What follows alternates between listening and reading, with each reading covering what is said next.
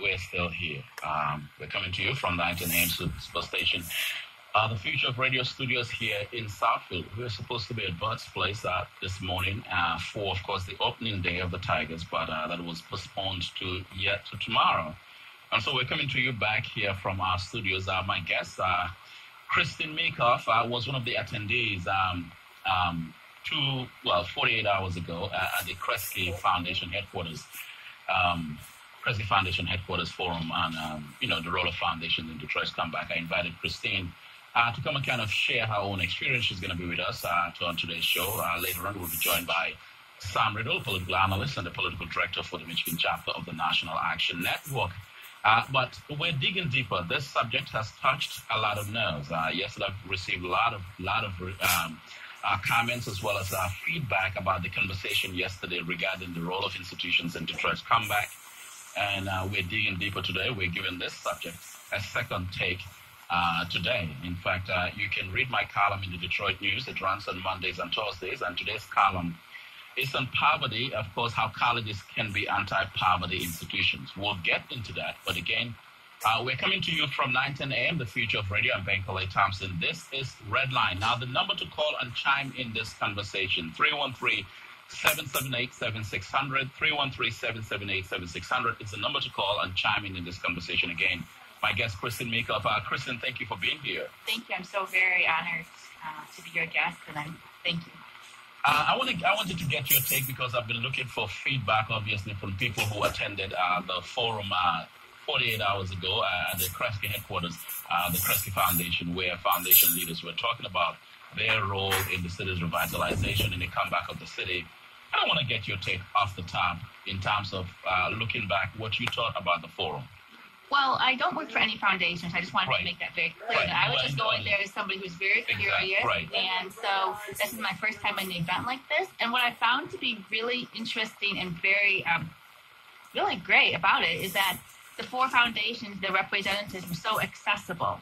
And anybody could interact with them. It wasn't, if you have this ticket, you sit here. And if you have this ticket, you're there. And they were very open and honest and transparent about the issues of poverty and how that intersects all that happens within their foundations, their missions, and their giving.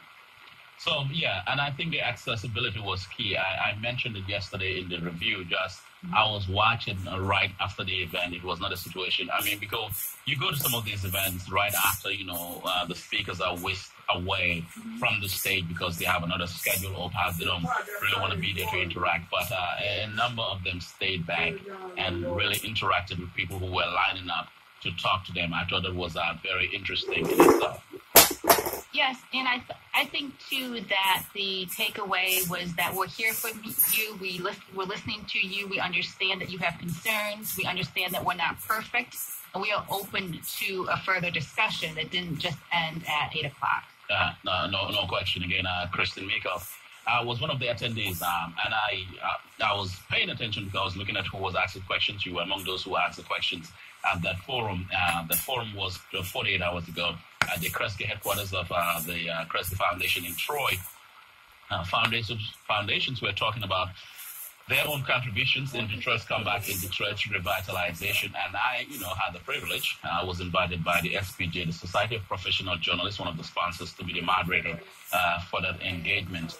And one I thought was good because it was the first time perhaps we're seeing foundations go on the record on the question of poverty strictly and economic inequality, which I think is significant. We talked about it at the forum that this is the largest poverty city in the nation. It just makes sense that poverty is an inescapable issue. And I think it was good to get those individuals on the record on that. I think that it's key that you led the discussion in that direction. Sometimes people are afraid to use the P word because it's not attractive. It's not packaged well. Nobody wants to go to an invite only with the word poverty on the ticket. That is true.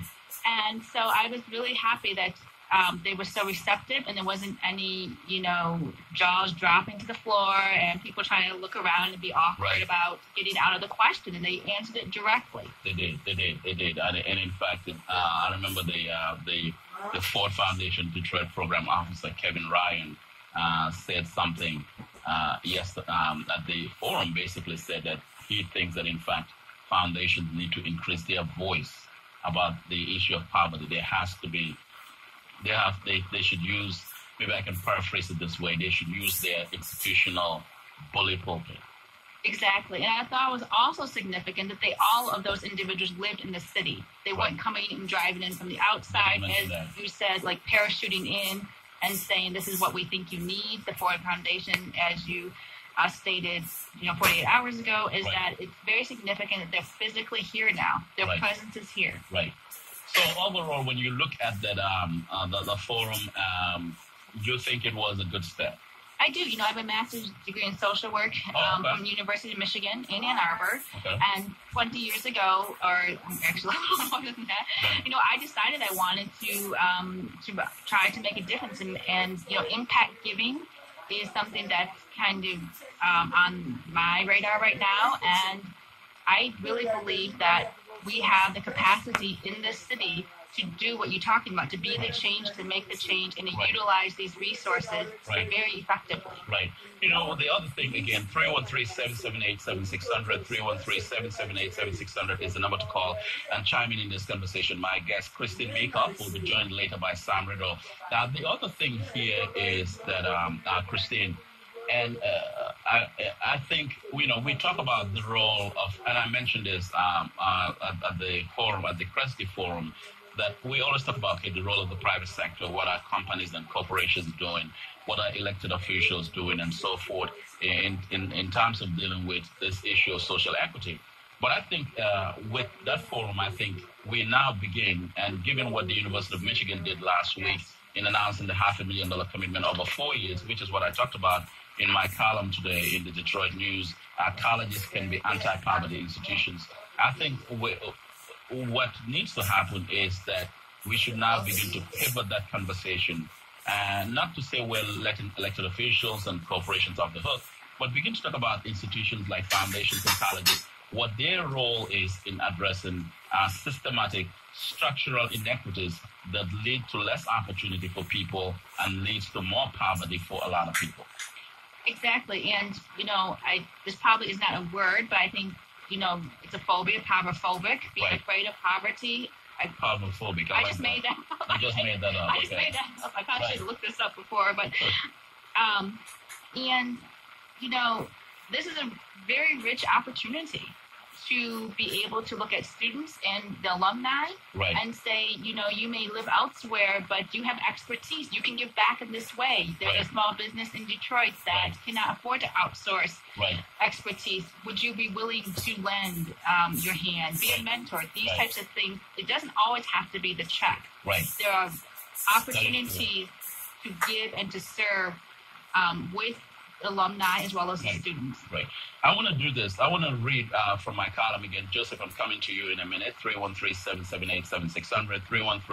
313-778-7600 is the number to call and chime in. You're listening to Redline here on 910 AM, the future of radio. And Ben Clay Thompson, my guest, Christine Meekhoff. Christine was among the attendees at the Foundation Forum at the Kresge headquarters in Troy, which I moderated 2 days ago. My column in today's Detroit News, I opened up with this. Alice O'Connor, a professor of history at the University of California, Santa Barbara, argues that poverty is a creation of the institutions we have in society.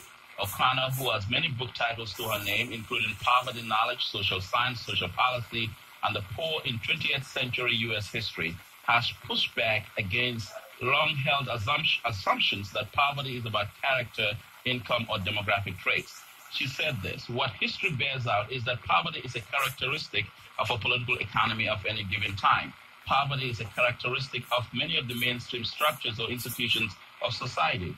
Poverty is a product of the racialized lines of ideas and stereotypes and institutions that we have in society.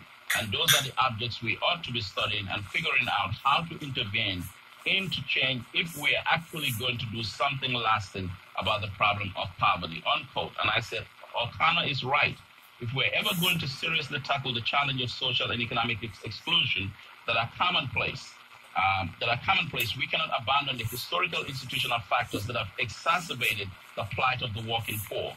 And in a city like Detroit, which is ranked as the largest poverty city in America at 35.7%, there has to be a multi-dimensional institutional approaches in dealing with the crisis of inequality that would lead to less poverty and more opportunity for Detroiters. We have to emphasize the need for inclusive institutions that can influence decision-making and that would include those who feel excluded in the city's ongoing revitalization efforts. At the same time, we also have to examine the degree of inclusiveness of policies that could potentially limit opportunities for families and children from socioeconomically disadvantaged backgrounds to succeed. This is the opening of my column in today's Detroit News. You can find out DetroitNews.com/opinion, or you can pick up a copy of the paper itself and you can read it. It's titled Colleges Can Be Anti-Poverty Institutions. My guest, Christine Meekhoff, and of course joining us now also Sam Riddle, our political analyst, and Sam is the political director for the Michigan Chapter National Action Network. Sam, good to see you again. Great being here, Bankley. I'm a little disappointed. I had on all my Tiger gear and jackets and hats, and they canceled the game on me. I was ready. I I know you were ready. I was looking forward to being outside as well. Oh, but maybe tomorrow, maybe, Yeah, hopefully.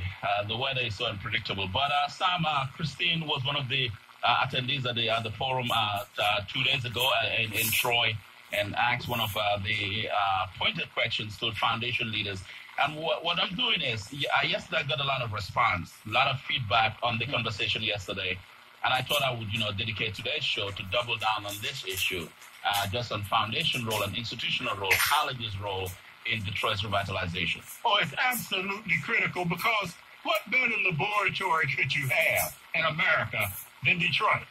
And right here, in the heart of Detroit, America's blackest and poorest city, we have Wayne State University. And the fact that you were afforded an opportunity to speak to all of those major league players in the philanthropic world and the world of foundations was very significant, because unless they hear from us about the need, what will occur is they'll keep doing what you refer to as making legacy donations, which do not address the systemic issues in terms of poverty, the causes of it, and eradicating the causes of it, challenges that poverty brings in urban America. But for universities to do that, as the former president of the University of Pennsylvania spoke on yesterday, I mean, she is a role model for those that would lead academic institutions.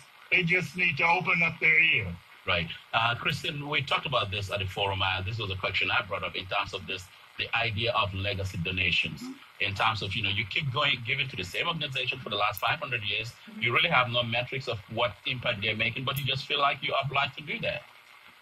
I see it. I'm a graduate of Kalamazoo College and University of Michigan, and I get their flyers in the mail, like literally hand, opening them up in my hand, and also in social media now. And I think what is really needed is that we need to be able to connect with the narratives of the people that we want to be able to impact.